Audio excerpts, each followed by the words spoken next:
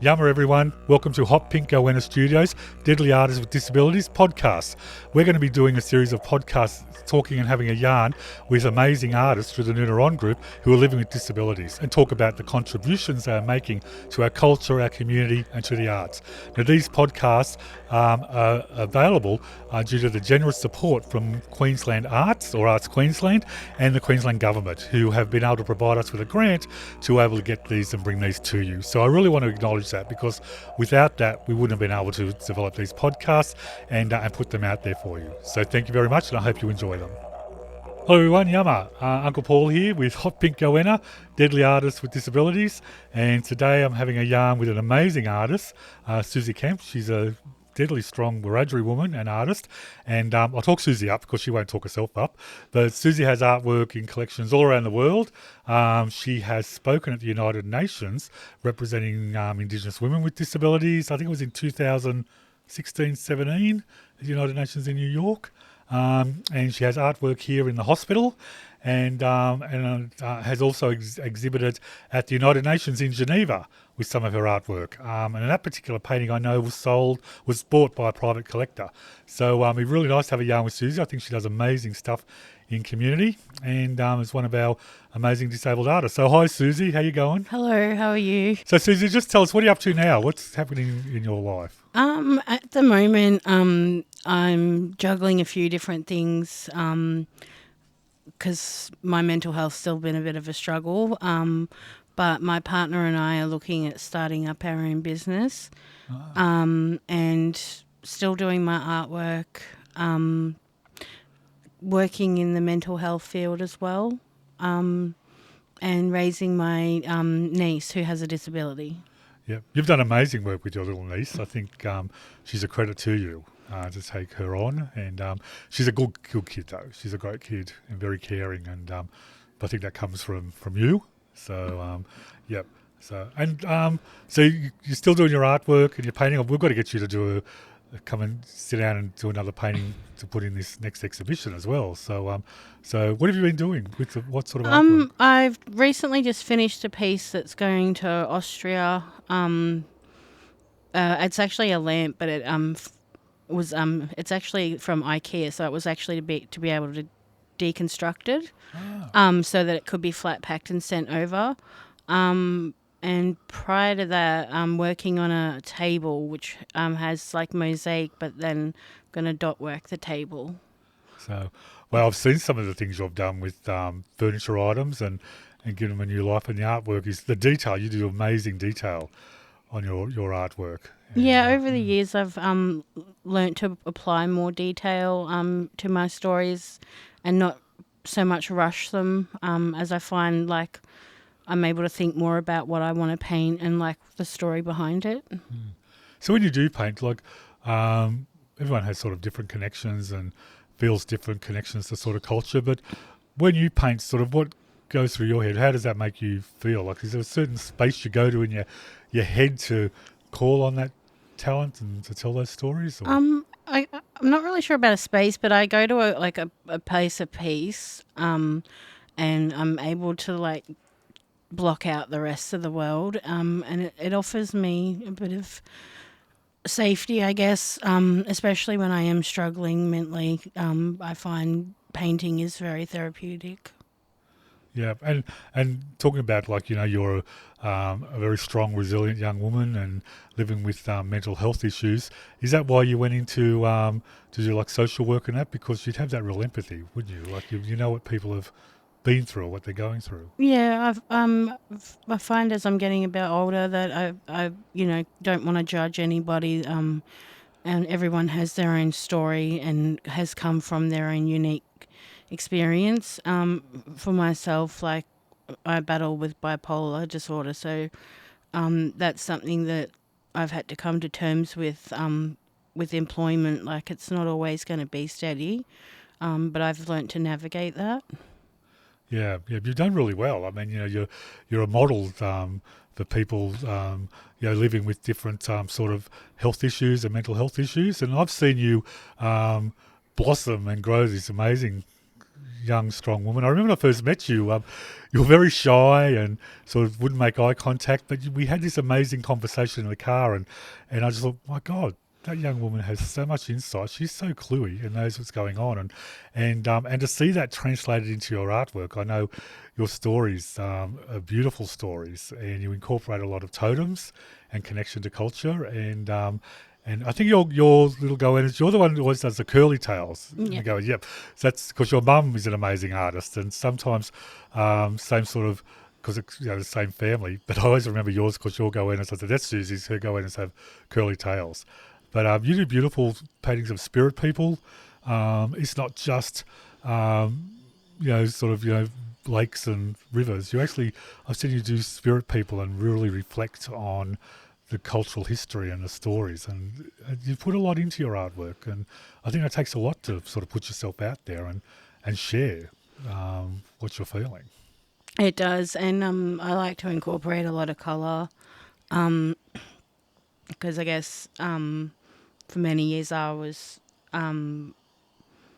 afraid to come out in the LGBT world, so I feel like incorporating colour helps me be me. But also is my unique print on my artwork. Yep, it is very unique. It is beautiful artwork, and coming out. Wow, that would have been a bit of a transition, and but you're with an amazing woman now. She's a great person, and you guys just seem to be such a supportive sort of force for each other. I'm very fortunate to have the partner that I have. We both struggle mentally, and while one of us is, down, the other one's holding the other one up. And it's not always like that, but it can be like that. And coming out wasn't easy. Not that I didn't think my family would accept me, but I had to come to terms with that's how I felt. And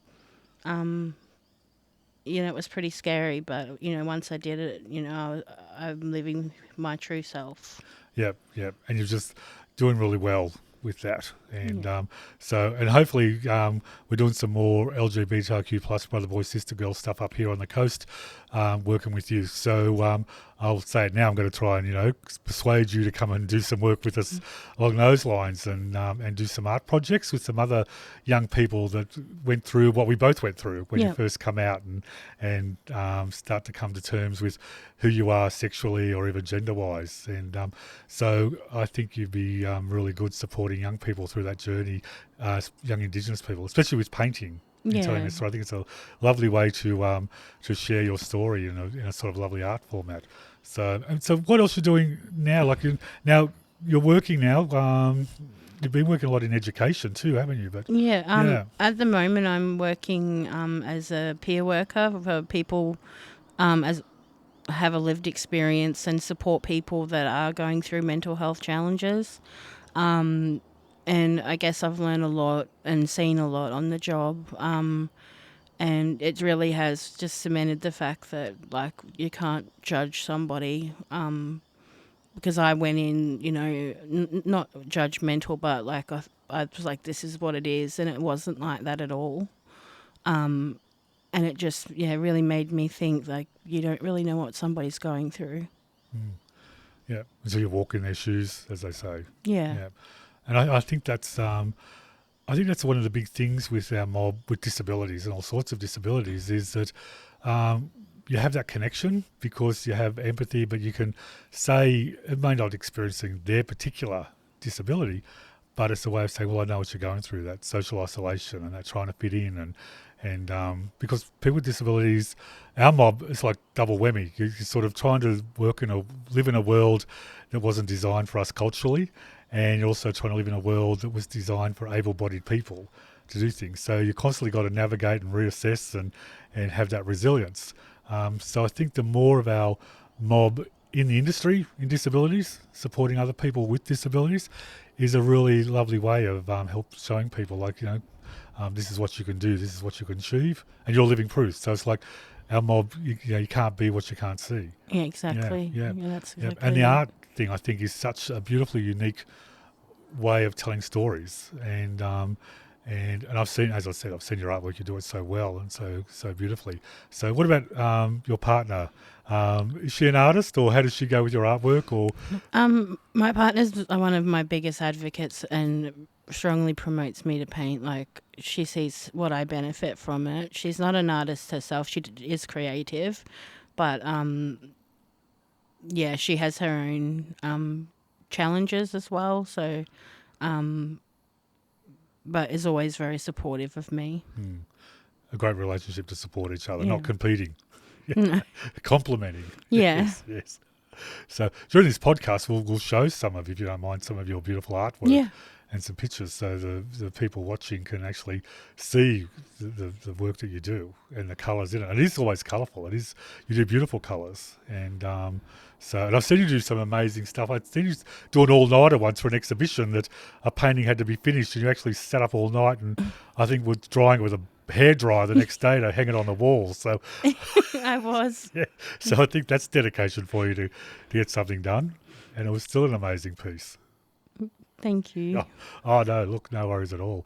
So, and how's all, like, in regards to the cultural stuff in your new work that you're doing, do you get the chance to embed your cultural knowledge, like the spirituality and, that sort of disability concept in our community? Because we don't even have a word for disability. But I'm not sure about embed, but I do get to help educate a lot of people that I've worked with, especially when we had the referendum recently. I was able to educate some of my participants on that and like the views that they had around it, due to the lack of information that was out around that. In previous roles, I've had more like input into doing that, but not in the role that I'm currently in. so how did that? That was pretty devastating to a lot of people, that referendum, wasn't it, with The Voice? And how did you feel when that comes through? I was really gutted by the outcome. I was hopeful that we would have had like a yes vote for it, but it just really shows that the views and beliefs people have are heavily influenced by what's put out there around it. Very true. And there was a lot of misinformation and scare tactics, and even within our own community, Yeah. we were worried about it and how it might look and how it might work. And but I think it's just a case now that we, pick ourselves up, dust ourselves off, and be a little more vocal, Keep and a little moving more forward. out there. Yeah, and learn that we can't rely on other people to do what we want to do. We have to do it ourselves. And I personally feel like the artwork is a big way of telling those stories, educating people about the stories and our mob with disabilities, but anyone with disabilities and the contributions that they make. So I think that's a really important thing to do. So, and you're actually flying the flag for a few minority groups now. So Yeah. proud Wiradjuri woman living with disability and part of the LGBTIQ plus community. So, wow, that's a minority within a minority with minority, but you're an incredible ambassador. Yeah, I for that. am, and I'm proud of who I've become and how resilient I've become from what I was in my early 20s to now, and what I've been through. Like I know how much strength it took to get through everything that I've had to. To get where you are now, for Yeah. sure. Yeah. And I think that's impacts on your art and your storytelling, because it comes from, as you said before, it's not just the normal sort of, you see, like, I'm not putting anyone down for that, but a lot of artwork sometimes like the sort of water scenes and a bit of a travel and a few hills, and it's beautiful artwork. But when it comes from a place like, and you're sharing your stories and your strength and what you've been through and where you are now, it just takes on another level altogether. You can just read into it, and it's sharing something very deep and very personal, and I think it's just incredible when I see it on the walls, and it has an impact on people as well. I know when you didn't come to Geneva, but when your exhibition, when your artwork was there was a lot of people, because you did your whole story about your kinship carer role. Yeah, I And did. taking on that role, and the process of dealing with the government and dealing with different bodies, and it was a really beautiful story. And I know people, when they're looking at it and saw you with a QR code explaining what it was, were just blown away with with because it wasn't talking about barriers. It was talked about barriers, but it talks about you overcoming them.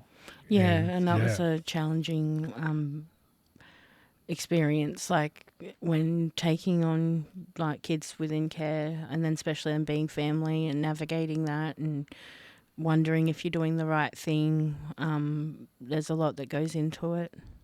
Yeah, and do you find when your artwork, I've got to fly, but when you put all that onto a canvas, does it help you sort of put it in perspective or clarity of thought, or think, yeah, this is what I've been through, this is what I'm going to?